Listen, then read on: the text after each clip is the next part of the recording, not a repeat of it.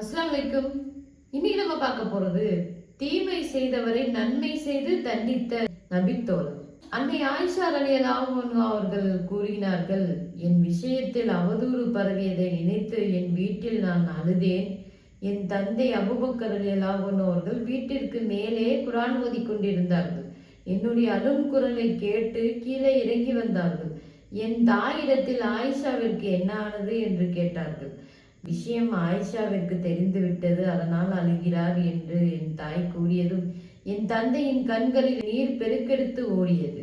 உடனே அபூபக்கர் ரலியல்லாஹு அன்ஹு அவர்கள் உறவினரான மிஸ்தஹ் என்பவர் ஆயிஷா ரலியல்லாஹு அன்ஹா அவர்களின் மீது அவதூறு கூறியதால் மிஸ்தஹுக்கு செய்த உதவியை நிறுத்திவிட்டார்கள். அல்லாஹ்வின் மீது ஆணையாக இனி ஒருபோதும் நான் மிஸ்தஹுக்கு எதையும் செலவிட மாட்டேன் என்று சத்தியமிட்டு கூறினார்கள். அப்போது அல்லாஹ், உங்களின் தாராள குணம் படைத்தோர் தங்கள் உறவினர்களுக்கு எதுவும் கொடுக்க மாட்டேன் என்று சத்தியம் செய்ய வேண்டாம் என்னும் அல் குர்ஆன் 24-22 வசனத்தை அருளினார். உடனே அபூபக்கர் ரலியல்லாஹு அன்ஹு அவர்கள் அல்லாஹ் மீது ஆணையாக அவருக்கு மிஸ்டருக்கு செய்யும் உதவியை நான் ஒருபோதும் நிறுத்த மாட்டேன் என்று கூறினார்கள். அஸ்ஸலாமு அலைக்கும் வரஹ்மத்துல்லாஹி வபரகாத்துஹு.